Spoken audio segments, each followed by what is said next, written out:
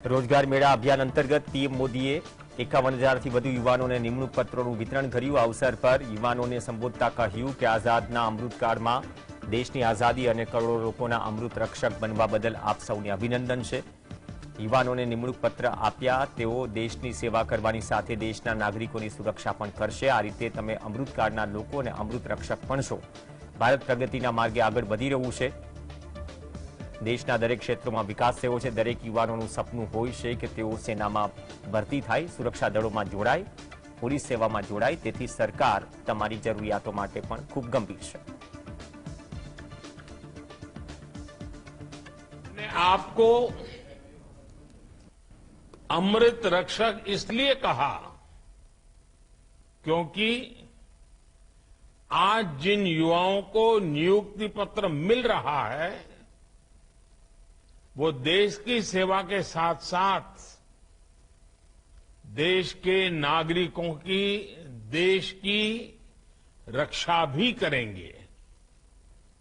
इसलिए एक तरह से आप इस अमृत काल के जन और अमृत रक्षक भी हैं।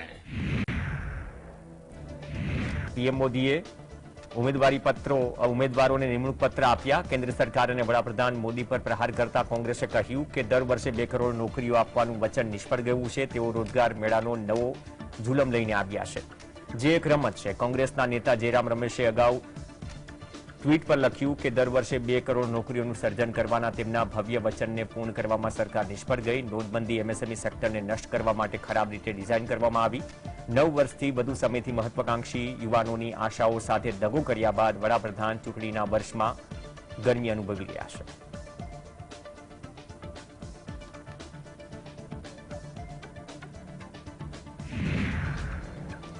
लालू प्रसाद यादव संबंधित डोरेंडा, कोषागार, घासचारा कौभांड मामले रांचीમાં સીબીઆઈની વિશેષ કોર્ટે પોતાનો નિર્ણય સંભળાવ્યો। કોર્ટે મામલે સાક્ષીના અભાવમાં 35 લોકોને મુક્ત કર્યા છે। કોર્ટમાં આ મામલે 53 લોકોને 3 વર્ષની સજા સંભળાવાઈ છે।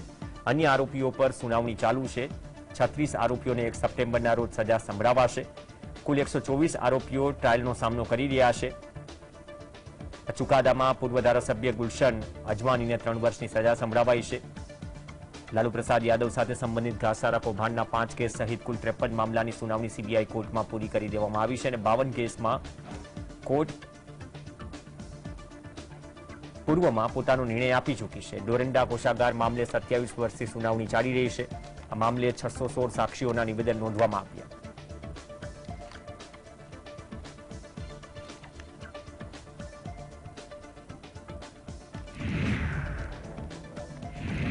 બિહારના સીએમ નીતિશ કુમાર 31મી ઓગસ્ટ અને 1 સપ્ટેમ્બરના રોજ મુંબઈમાં યોજાનારી વિપક્ષી ઇન્ડિયાના ગઠબંધનની બેઠકમાં પોતાની ભૂમિકા સ્પષ્ટ કરતા તેમણે કહ્યું કે કંઈ પણ બનવા માંગતા નથી અને વ્યક્તિગત રૂપે તેમની કોઈ ઈચ્છા નથી। બિહારના સીએમને પૂછવામાં આવ્યું કે શું તેઓ વિપક્ષી ઇન્ડિયા ગઠબંધનની આગામી બેઠક પહેલા સંયોજકની ભૂમિકા સ્વીકારશે, જેના જવાબમાં નીતિશ કુમારે કહ્યું કે હું ફક્ત બધાને એકજૂટ કરવા માંગુ છું। વિપક્ષી ગઠબંધનની ત્રીજી બેઠકમાં કુલ 26થી 27 પક્ષો ભાગ લેશે તેવી શક્યતા છે। આ પહેલા પણ નીતિશ કુમારે કહ્યું હતું કે તેઓ બેઠકમાં હાજરી આપશે। જેડીયુના નેતા શ્રવણ કુમારે કહ્યું કે નીતિશ કુમાર વડાપ્રધાન પદના ઉમેદવાર તરીકે દાવેદારી કરવા માંગતા નથી। नहीं, हमको कुछ नहीं बनना है। हम तो आपको बराबर कह रहे हैं, वो दूसरे लोगों को बनाया जाएगा। हमारी कोई इच्छा नहीं। हम तो सबको एकजुट करना चाहते हैं और सब मिल करके करें। हमको कुछ व्यक्तिगत नहीं चाहिए, हम तो सबके हित में चाहते हैं। इसलिए ये कभी मत सोचिए कि हम लोग कुछ चाहते हैं, वो सब बात नहीं। हम लोग तो सबको एकजुट कर रहे हैं।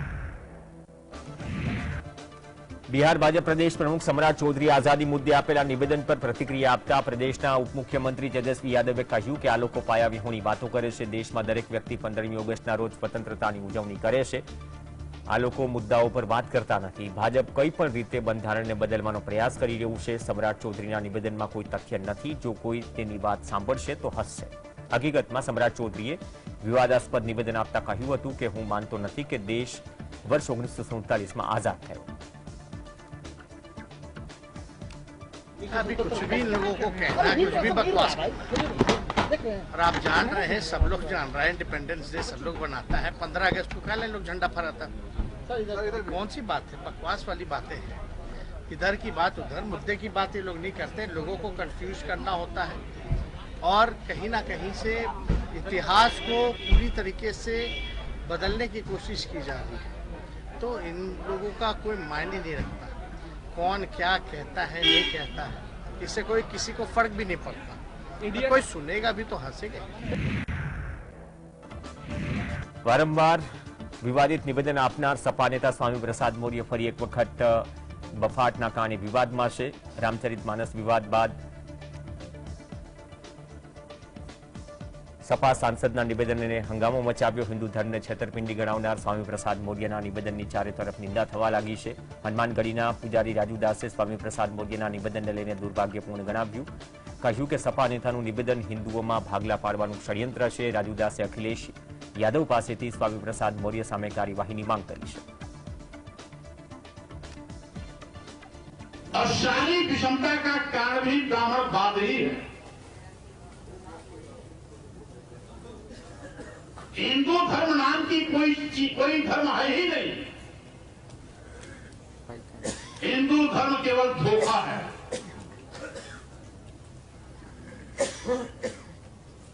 सही मायने में जो ब्राह्मण धर्म है उसी ब्राह्मण धर्म को हिंदू धर्म कहकर के इस देश के दलितों, आदिवासियों, पिछड़ों को अपने भ्रम के मकड़जाल में फंसाने की इनकी एक साजिश है. एक दिन हो तो चलाऊ है. आज का जो बयान है उनका जितनी इसकी निंदा किया जाए कम है. जिस प्रकार से उन्होंने हिंदुओं को झूठा बता दिया, हिंदुओं को ब्राह्मण का धर्म बता दिया, कितनी दुर्भाग्य की बात है. इनके ऊपर सख्त से सख्त कार्रवाई होना चाहिए. और अगर ऐसे ही बोलते रहे स्वामी प्रसाद मौर्य जी तो जिस दिन हिंदुओं का हटेगा उस दिन जरूर कुछ न कुछ फटेगा. जम्मू काश्मीरमांथी कलम 370 हटवा અને રાજ્યની પુનઃરચના બાદ કેન્દ્ર શાસિત પ્રદેશ લદ્દાખના કારગિલમાં પહેલીવાર ચૂંટણી યોજાવા જઈ રહી છે.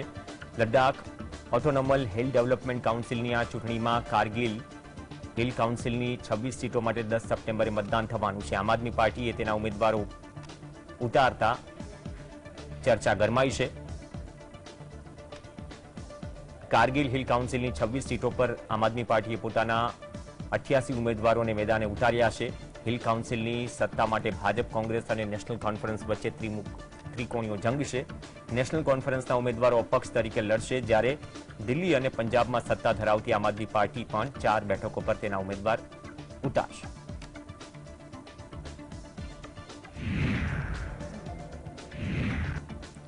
આગામી લોકસભા ચૂંટણીને લઈને વિવિધ પક્ષો દ્વારા તડામાર તૈયારીઓ સાથે ખેંચતાણ પણ જોવા મળી રહી છે. ચૂંટણીમાં કેન્દ્રની મોદી સરકારને પડકાર ફેંકવા 26 પક્ષો સમયાંતરે બેઠકો યોજી રણનીતિ ઘડી રહ્યા છે. ભાજપની આગેવાની હેઠળના એનડીએ ગઠબંધનના કેટલાક પક્ષો કોંગ્રેસના સંપર્કમાં હોવાનો દાવો કરાયો છે. એટલું જ નહીં, આ પક્ષો ટૂંક સમયમાં ઇન્ડિયા ગઠબંધનમાં જોડાવાની પણ તૈયારીમાં છે. આ દાવો કોંગ્રેસ પ્રવક્તા આલોક શર્માએ કર્યો. તેમણે કહ્યું કે ભાજપના નેતૃત્વ હેઠળની એનડીએની બેઠકમાં સામેલ 38 પક્ષોમાંથી 4 પક્ષો ઇન્ડિયા ગઠબંધનના સંપર્કમાં છે. તેમણે એમ પણ કહ્યું કે તેમાંથી કેટલાક પક્ષો ટૂંક સમયમાં જ ઇન્ડિયા ગઠબંધનમાં સામેલ થઈ જશે. 1 સપ્ટેમ્બરે મુંબઈમાં જે બેઠક યોજાવા જઈ રહી છે, કેટલાક મહત્વનો નિર્ણય લેવાશે. આલોક શર્માએ કહ્યું કે વડાપ્રધાન મોદીની આગેવાની હેઠળની રાષ્ટ્રીય जनतांत्रिक गठबंधन एनडीए बैठक में भाग लेनारा 29 पक्षों में 4 पक्षों इंडिया गठबंधन संपर्क में है।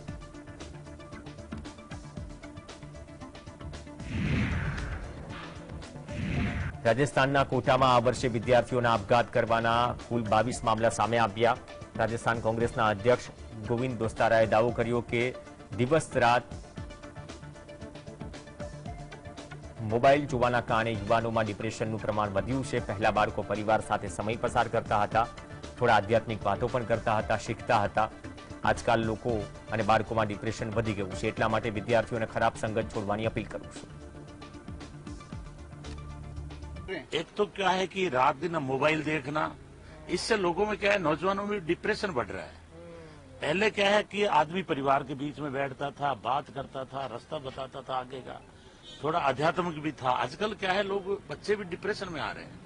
इसलिए मैं अपील करूंगा कि एक तो गंदी संगत छोड़ें, गंदे लोगों का साथ सोसाइटी छोड़ें। ये ज्यादातर जो है ना गंदी संगत के साथ बैठेंगे तो फिर इस तरह की भावनाएं पैदा होती है। मैं चाहता हूं कि आप लोग अच्छी सोसाइटी में रहे, अच्छा सोच रखें। રાજનીતિમાં કોઈ કાયમી દુશ્મન કે દોસ્ત હોતું નથી. અજીત પવારના નિવેદનથી સવાલો ઉઠ્યા છે. મહારાષ્ટ્રના નાયબ મુખ્ય પ્રધાન અજીત પવારે રવિવારે કહ્યું કે રાજકારણમાં કોઈ કાયમી દુશ્મન અને મિત્ર નથી. તેનો જૂથ રાજ્યમાં લોકોની સમસ્યાઓ ઉકેલવા માટે ભાજપ અને એકનાથ શિંદેના નેતૃત્વવાળી શિવસેનાના ગઠબંધનમાં જોડાયું છે. મહારાષ્ટ્ર કોંગ્રેસના વડા નાના પટોલેએ ડુંગળી પર 40% નિકાસ ડ્યુટી વધારવાના કેન્દ્ર સરકારના નિર્ણય પર એકનાથ શિંદે સરકારને ઘેરી હતી, જેના પર અજીત પવારે સ્પષ્ટતા કરી. પવારના નિવેદનથી ફરી એક વખત ચર્ચા જાગી છે કે તેઓ આ પદ પર ક્યાં સુધી રહેશે. ભાજપના સાંસદ અપરાજિત સારંગીએ જણાવ્યું કે લોકોને પડતી સમસ્યાઓ અને હાલાકીને સમજવા માટે અમે ભુવનેશ્વરના અનેક ગામડાઓની મુલાકાત લીધી. જમીન કૌભાંડ મામલો ઉઠાવવામાં આવ્યો ત્યારથી 4 દિવસના સમયગાળામાં 3 વખત વિરોધ પ્રદર્શન કરવામાં આવ્યું. ભાજપની મહિલા સાંસદે આરોપ લગાવ્યો કે તેમની જાહેર સભા અને પદયાત્રામાં લગભગ 10 થી 12 લોકો અશાંતિ ઊભી કરવાનો પ્રયાસ કર્યો હતો. આ ઘટના માટે તે પ્રદેશના મુખ્યમંત્રી નવીન પટનાયકને જવાબદાર માને છે. આ સ્થિતિના કારણે એક મહિલા તરીકે તેઓ ખૂબ જ અસુરક્ષિત અનુભવી રહ્યા છે. आश्चर्य की बात है कि जिस दिन लैंड स्कैम पर बातचीत उठी, पर्दाफाश किया गया, तथ्य और तर्क के साथ राज्य सरकार की संपृक्ति के विषय में भी कहा गया, उस समय से अभी तक 4 दिनों में 3 बार विरोध हुआ. विश्रृंखलता के साथ असामाजिक तत्व मेरी सभाओं में आते हैं और मेरी पदयात्रा में आते हैं. बहुत कम लोग हैं, मैं बता दूं, 10, 12, 15, और उन्हें यह भी पता नहीं है, जब हम पूछते हैं उन्हें यह भी पता नहीं कि क्या विरोध हो रहा है, क्यों कर रहे हैं. विरोध प्रायोजित है, सुनियोजित है. મહારાષ્ટ્રના ભૂતપૂર્વ મુખ્યપ્રધાન ઉદ્ધવ ઠાકરે રવિવારે દેશમાં સાંપ્રદાયિક તણાવ પેદા કરવાના પ્રયાસો સામે લોકોને ચેતવણી આપી. તેઓએ દલીલ કરતા કહ્યું કે ભાજપ તેની સરકારની નિષ્ફળતાઓ ઉપરથી લોકોનું ધ્યાન હટાવવા માટે કંઈ પણ કરી શકે છે. મહારાષ્ટ્રના હિંગોલીમાં વિશાળ જાહેર સભાને સંબોધતા ઉદ્ધવ ઠાકરેએ કહ્યું કે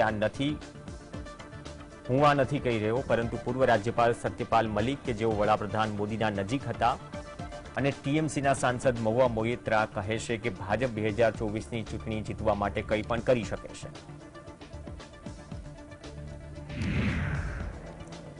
કોંગ્રેસ નેતા મિલિંદ દેવરાએ મુંબઈમાં વિપક્ષી ઇન્ડિયા ગઠબંધનની બેઠક વિશે વાત કરતા કહ્યું, લોકસભાની ચૂંટણી માટે રાજકીય પક્ષો વચ્ચે સીટોની વહેંચણીની ટૂંક સમયમાં જાહેરાત થશે. અંતિમ સ્વરૂપ આપવામાં આવશે. કેટલાક રાજ્યોને થોડા વધુ સમયની જરૂર છે. મિલિંદ દેવરાએ ભારતના ભાગીદારો વચ્ચે વધતી જતી તાલમેલની પ્રશંસા કરી. તેઓએ કહ્યું કે આનું શ્રેષ્ઠ ઉદાહરણ મહારાષ્ટ્રમાં છે, કેમ કે 31 ઓગસ્ટ અને 1 સપ્ટેમ્બરે ભારત જોડાણની બેઠકો યોજાવાની હતી. દેવરાએ આ નિવેદન એવા સમયે આપ્યું જ્યારે એનસીપીના અજીત પવાર અને અન્ય પક્ષના 8 ધારાસભ્યોએ શિવસેના ભાજપ સાથે હાથ મિલાવ્યા. ત્યારબાદ એનસીપી સુપ્રીમો શરદ પવાર અને તેમના ભત્રીજા અજીત પવાર વચ્ચેની બેઠકને ઇન્ડિયા ગઠબંધનમાં સામેલ રાજકીય પક્ષોમાં ખળભળાટ મચાવ્યો. લોકસભા ચૂંટણીમાં ભાજપ અને વડાપ્રધાન મોદીના સામનો કરવા માટે રચાયેલા મહાગઠબંધન ઇન્ડિયામાં 26 વિપક્ષી રાજકીય પક્ષોએ એકજૂટ રહેવાની પ્રતિજ્ઞા લીધી. જોકે લોકસભા ચૂંટણી પહેલા ઘણા રાજ્યોમાં પ્રાદેશિક પક્ષો વિધાનસભાની ચૂંટણીમાં એકલા હાથે લડવાની યોજના બનાવી રહ્યા છે. આમ આદમી પાર્ટી હવે મહાગઠબંધનમાં સામેલ સમાજવાદી પાર્ટીએ પણ મધ્યપ્રદેશમાં એકલા હાથે ચૂંટણી લડવાનો નિર્ણય કર્યો છે. મધ્યપ્રદેશમાં મુખ્ય મુકાબલો ભાજપ અને કોંગ્રેસ વચ્ચે છે. મધ્યપ્રદેશમાં વર્ષના અંતમાં વિધાનસભાની ચૂંટણી યોજાવાની છે. સપાએ ચૂંટણી લડવાની જાહેરાત કરી અને આ જાહેરાત વ્યૂહાત્મક રીતે કરવામાં આવી, જેથી લોકસભાની ચૂંટણીમાં તેઓ ઇન્ડિયા ગઠબંધન હેઠળ યુપીમાં બેઠકોની વહેંચણી માટે દબાણ કરી શકે.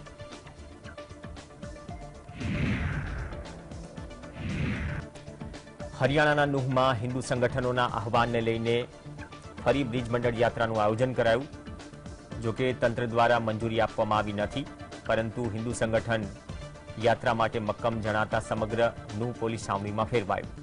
31 જુલાઈએ બ્રજમંડળ યાત્રા દરમિયાન થયેલી હિંસાના કારણે યાત્રા અધૂરી હતી. હિન્દુ સંગઠન દ્વારા ફરીથી બ્રિજમંડળ યાત્રાનું આયોજન કરાયું. જિલ્લામાં 144 કલમ લાગુ કરી દેવાઈ છે. તમામ શાળાઓ અને બેંક પણ બંધ રાખવામાં આવી. હરિયાણા પોલીસ નૂહ ગુરુગ્રામ બોર્ડર પર શંકાસ્પદ લોકોને પ્રવેશવાની મંજૂરી આપી રही નથી અને તપાસ પણ થઈ રહી છે. प्रशासन की तरफ से कोई ऐसी अनुमति नहीं है और हम आपसी सहमति से बातचीत करके भी रोक रहे हैं और अगर कानून व्यवस्था के मेंटेन करने की जरूरत पड़ी तो उसके लिए भी फोर्स डिप्लॉयड है. स्थानीय प्रशासन ने जो है 144 लगा रखी है और शांति व्यवस्था बनाए रखने के लिए जो भी प्रबंध करने पड़ेंगे वो कर रहे हैं. इन्वेस्टिगेशन चल रही है. लगभग 250 से ऊपर जो है एक्यूज आइडेंटिफाई करके अरेस्ट किए जा चुके हैं और एसआईटीज हमारी लगी हुई हैं. 4 अलग अलग एसआईटीज हैं. तो इन्वेस्टिगेशन और टेक्निकल एविडेंसेस के आधार पर जो फुटेज वगैरह सीसीटीवी है जो भी और टेक्निकल एविडेंसेस है उसके आधार पर कार्रवाई की जा रही है. जो दंगाई थे उनको गिरफ्तार किया जा रहा है.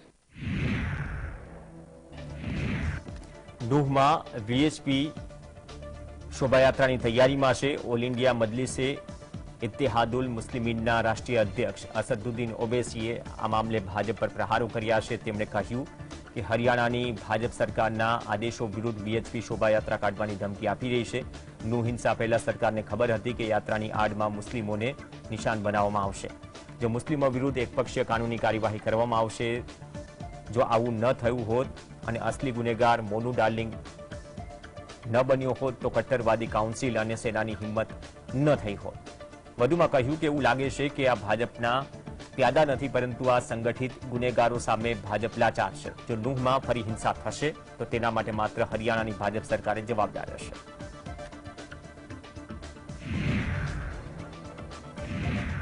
પશ્ચિમ બંગાળના ઉત્તર 24 પરગનાના દત્તાપુકુરની ફટાકડાની ફેક્ટરીમાં વિસ્ફોટ થતા 8 લોકોના મોત થયા. વિસ્ફોટમાં અનેક મકાનો પણ ક્ષતિગ્રસ્ત થયા છે. પ્રદેશના એગ્રા બજબજ બાદ દત્તાપુકુરમાં ગેરકાયદેસર રીતે ચાલતી ફટાકડાની ફેક્ટરીમાં વિસ્ફોટ થયો. પોલીસે બચાવ અભિયાન ચલાવ્યું હતું.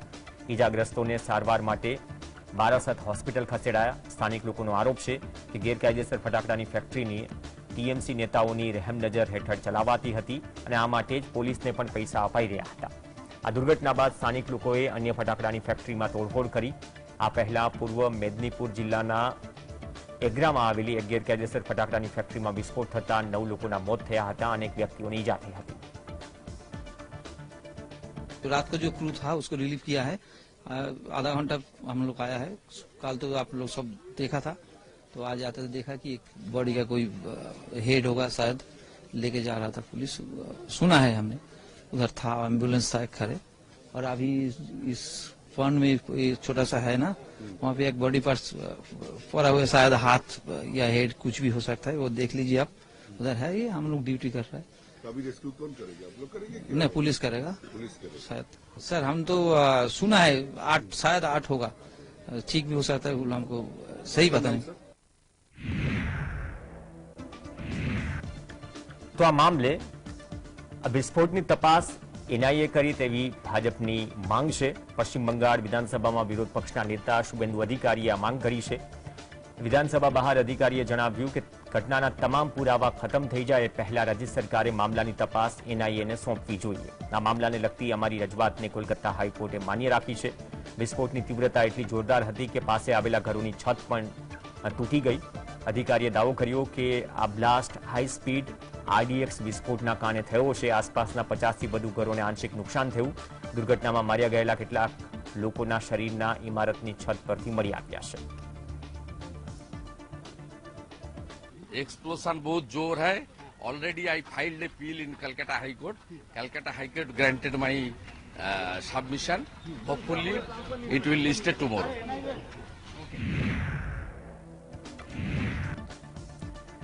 દિલ્હીમાં G20 સમિટને ધ્યાનમાં રાખીને દિલ્હીને દુલ્હનની જેમ સજાવાઈ રહી છે.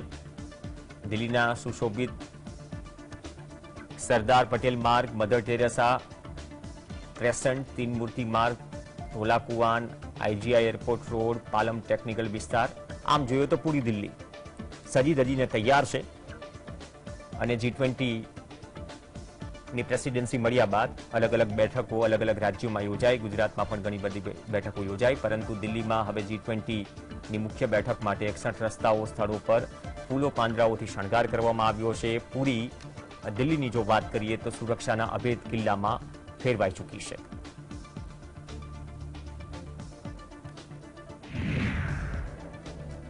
કેનેડાના વડાપ્રધાન જસ્ટિન ટ્રુડો ભારતમાં યોજાનારી G20 સમિટમાં ભાગ લેશે. સમિટમાં પોતાની સહભાગિતાની પુષ્ટિ કરવા ઉપરાંત તેમણે યુક્રેનને પણ તેમાં સામેલ ન કરવા પર નિરાશા વ્યક્ત કરી. યુક્રેનના પ્રમુખ વોલોડિમીર ઝેલેન્સ્કી સાથેની તાજેતરની ટેલિફોનિક વાતચીતમાં ટ્રુડોએ ખાતરી આપી કે ક્યુની ચિંતાઓ પર યોગ્ય ધ્યાન આપવામાં આવે અને વિશ્વ યુક્રેન તરફ વૈશ્વિક આર્થિક મંચમાં ઉદાસ હોવા છતાં તેની સાથે ઊભું છે. ટ્રુડોએ ઝેલેન્સ્કીને કહ્યું કે હું G20 સમિટમાં હાજરી આપીશ, પરંતુ હું નિરાશ છું કે તમને સામેલ કરવામાં નહીં આવે, પરંતુ અમે તમારા માટે વાત કરીશું.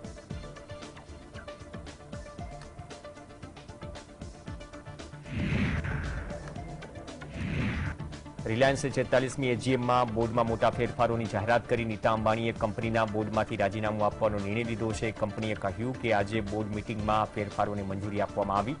બોર્ડમાં થયેલા આ ફેરફાર અંગે કંપનીએ એક્સચેન્જર્સને માહિતી આપી હતી કે આકાશ અંબાણી, અનંત અંબાણી અને ઈશા અંબાણીને રિલાયન્સ ઇન્ડસ્ટ્રીઝના બોર્ડમાં નોન એક્ઝિક્યુટિવ ડિરેક્ટર્સની નિમણૂક મંજૂરી આપવામાં આવે.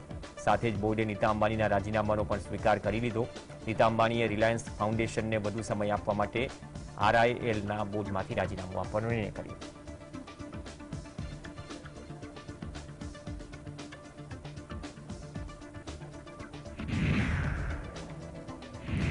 રિલાયન્સની એજીએમમાં મુકેશ અંબાણીએ મોટી જાહેરાત કરતા કહ્યું 19મી સપ્ટેમ્બર ગણેશ ચતુર્થીના દિવસે જીઓ એર ફાઇબર લોન્ચ કરશે. Jio air fibre 5G network અત્યાધુનિક વાયરલેસ ટેકનોલોજીનો ઉપયોગ કરીને ઘર અને ઓફિસમાં વાયરલેસ બ્રોડબેન્ડ સેવા પ્રદાન કરશે. રિલાયન્સ ઇન્ડસ્ટ્રીઝની બેઠકમાં મુકેશ અંબાણીએ કહ્યું કે દેશના મોટાભાગના ક્ષેત્રોમાં અમારી ઓપ્ટિકલ ફાઇબર સેવા જીઓ ફાઇબર સાથે જોડાયેલી છે. હજુ પણ ઘણા સ્થળો એવા છે કે જ્યાં વાયર કનેક્ટિવિટી પૂરી પાડવી મુશ્કેલ છે. જીઓ એર ફાઇબરના લોન્ચિંગ સાથે દરરોજ 1.5 લાખ નવા ગ્રાહકો ઉમેરાશે તેવી શક્યતા છે. Today, I am delighted to announce that Jio Air Fiber will launch on the auspicious occasion of Ganesh Chaturthi on 19th September, giving us another avenue for customer value and revenue growth in the untapped Indian home segment. રિલાયન્સની એજીએમમાં Mukesh અંબાણીએ કહ્યું કે દેશમાં જીઓના કુલ ગ્રાહકોની સંખ્યા 45 કરોડને પાર પહોંચી છે. વિશ્વમાં સૌથી ઝડપી 5G રોલ આઉટ ભારતમાં થયું છે. દેશમાં સરેરાશ યુઝર દર મહિને 25 GB ઇન્ટરનેટ ડેટા વાપરે છે. જીઓ 5G નેટવર્કની હાજરી દેશના 96% ક્ષેત્રમાં છે. ડિસેમ્બર 2023 સુધીમાં સમગ્ર દેશમાં 5G સેવા ઉપલબ્ધ કરાવાશે. દર 10 સેકન્ડે એક ગ્રાહક જીઓ 5G સાથે જોડાય છે. આ સાથે જ મુકેશ અંબાણીએ જણાવ્યું કે જીઓ આર્ટિફિશિયલ ઇન્ટેલિજન્સના ક્ષેત્રમાં પણ કામ કરશે. આપણે આર્ટિફિશિયલ ઇન્ટેલિજન્સનું ડિજિટલ ઇન્ફ્રાસ્ટ્રક્ચર બનાવવાની જરૂર છે અને હું વચન આપવા માંગુ છું કે જીઓ દરેકને દરેક જગ્યાએ આર્ટિફિશિયલ ઇન્ટેલિજન્સની સેવા ઉપલબ્ધ કરાવશે. We began our 5G rollout last October. In just 9 months, Jio 5G is already present in over 96% of the census towns of our country. And we are on track to cover the entire country by December of this year. This makes Jio 5G the fastest ever 5G rollout of this scale anywhere in the world. Nearly 85% of the total 5G cells operational in India are in Jio's network. At our current pace, we are adding one 5G cell to our network every 10 seconds. Kargil hill development કાઉન્સિલની આગામી સપ્ટેમ્બર મહિનામાં ચૂંટણી યોજાવાની છે, ત્યારે તેને લઈને કેન્દ્ર શાસિત પ્રદેશમાં રાજકીય ગરમાવો વધી ગયો છે. ભાજપના સાંસદ જામયાંગ નામગ્યાલે નેશનલ કોન્ફરન્સ અને કોંગ્રેસના ગઠબંધન પર આકરા પ્રહાર કરતા કહ્યું, ગઠબંધન પાસે કોઈ ચૂંટણીલક્ષી મુદ્દો નથી. આ લોકો વિકાસની વાતો કરી શકતા નથી. તેઓ માત્ર લોકોનું ધ્યાન ભટકાવવાનો પ્રયાસ કરે છે. પરંતુ લોકો સમજુ છે. અત્યાર સુધીમાં કારગિલના લોકોએ માત્ર 2 પાર્ટીઓ નેશનલ કોન્ફરન્સ અને કોંગ્રેસને તક આપી છે, પરંતુ શું આ લોકો કારગિલને ભ્રષ્ટાચાર મુક્ત બનાવી શક્યા?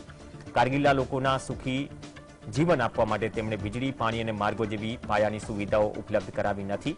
ગઠબંધનની સરકારે વર્ષો સુધી કારગિલમાં લૂંટ ચલાવી છે. इनके पास इस करगिल के चुनाव में कोई खास मुद्दा नहीं है. डेवलपमेंट पे ये लोग बात नहीं कर सकते हैं. क्योंकि अभी तक करगिल वालों ने first, second, third, fourth 4 bar council में इन्हीं 2 पार्टी को बारी बारी करके मौका दिया। कहां डेवलपमेंट किया इन्होंने? क्या ये लोग करप्शन फ्री करगिल को कर पाए? नहीं। क्या ये लोग करगिल के आवाम को एक खुशहाल जिंदगी दे पाए? नहीं। हर गांव में बिजली, पानी, सड़क ये लोग दे पाए? नहीं दे पाए। इसलिए इनके पास डेवलपमेंट से रिलेटेड कोई मुद्दा नहीं है।